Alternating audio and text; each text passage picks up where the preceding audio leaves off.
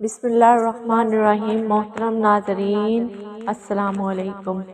قارون حضرت موسیٰ علیہ السلام کا خالہ زاد بھائی تھا۔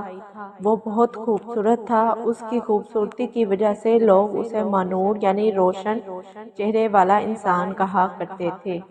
حضرت موسیٰ علیہ السلام پر سب سے پہلے 70 آدمی ایمان لائے تھے۔ ان میں سے ایک قارون بھی تھا۔ بظاہر تو وہ بہت نیک اور پرہیزگار انسان تھا اور تورات کو بہت ہی ادب و احترام کے ساتھ اچھی طرح پڑھا کرتا تھا۔ اسے بے پناہ دولت عطا کر کے اللہ تعالیٰ اس کا امتحان لینا چاہتا تھا اور اسے آزمایا تو وہ کافر نکلا۔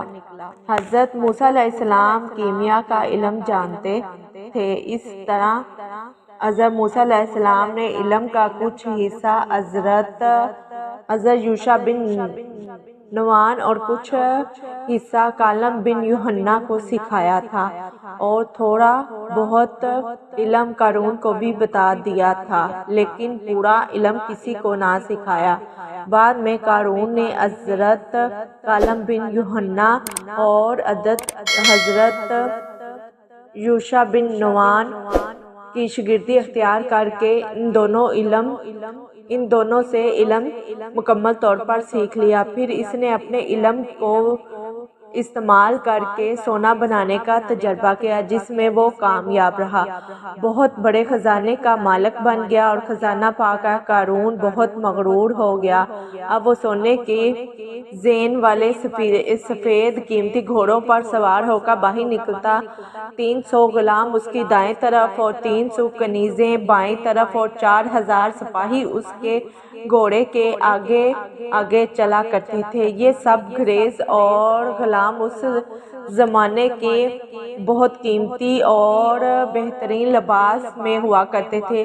اس طرح سے وہ لوگوں پر اپنی شان و شوکت کو ظاہر کرتا اور بے دین یا کمزور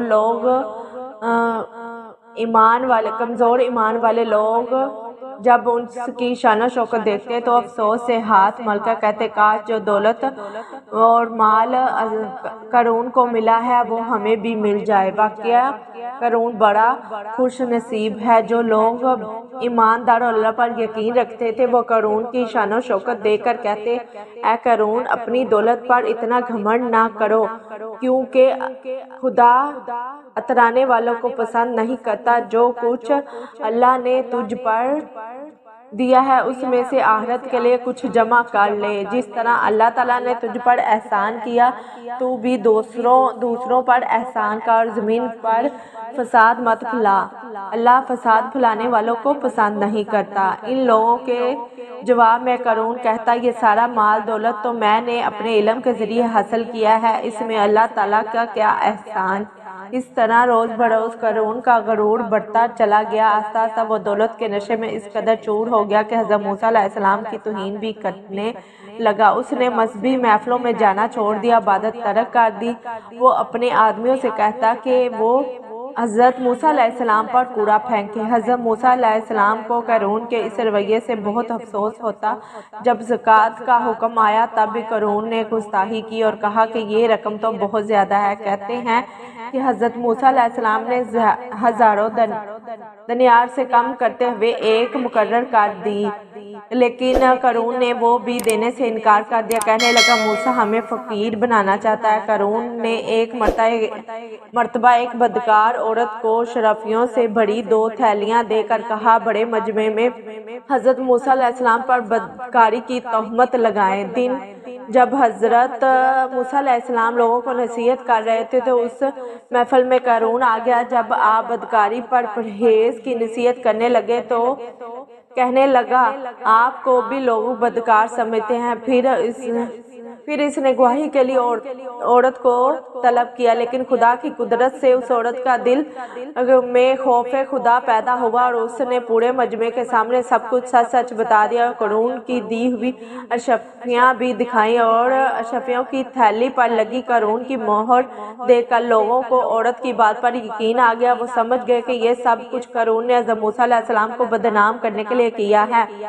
پھر آپ علیہ السلام نے بددعا کی اور فرمایا جس کا دل چاہے میرے ساتھ دے اور جس کا دل چاہے قارون کا ساتھ دے۔ یہ سن کر صرف 2 آدمیوں کے علاوہ باقی سب اس سے الگ ہو گئے۔ بددعا کے نتیجے میں اللہ تعالیٰ نے زمین کو حضرت موسیٰ علیہ السلام کے اختیار میں دے دیا۔ آپ علیہ السلام نے زمین سے فرمایا اے زمین اسے نگل جا۔ قارون اپنے گھر بار اور مال و دولت سمیت گھٹنوں تک زمین میں دھنس گیا۔ یہ دیکھ کر اس نے چلانا شروع کیا اور معافی مانگی۔ حضرت موسیٰ علیہ السلام نے پھر زمین کو حکم دیا اسے نگل جاؤ تو وہ کمر تک دھنس گیا۔ وہ روتا رہا، ہاتھ جوڑتا رہا، لیکن اللہ کے حکم پر حضرت موسیٰ علیہ السلام کہتے گئے اور وہ دبتا چلا گیا۔ اس طرح دیکھتے ہی دیکھتے قارون اپنی شان و شوکت، مال دولت اور اپنے چاہنے والوں کے ہمراہ لوگوں کی نگاہوں سے اوجھل ہو گیا۔ امید کرتی ہوں کہ آپ کو آج کی ویڈیو اچھی لگی۔ اگر ہماری ویڈیو اچھی لگی تو ویڈیو کو لائک کریں۔ اس طرح کی مزید ویڈیو دیکھنے کے لیے ہمارے چینل کو سبسکرائب کرتے ہیں۔ ملتے ہیں نیکسٹ ویڈیو میں، اجازت دیجیے، اللہ حافظ۔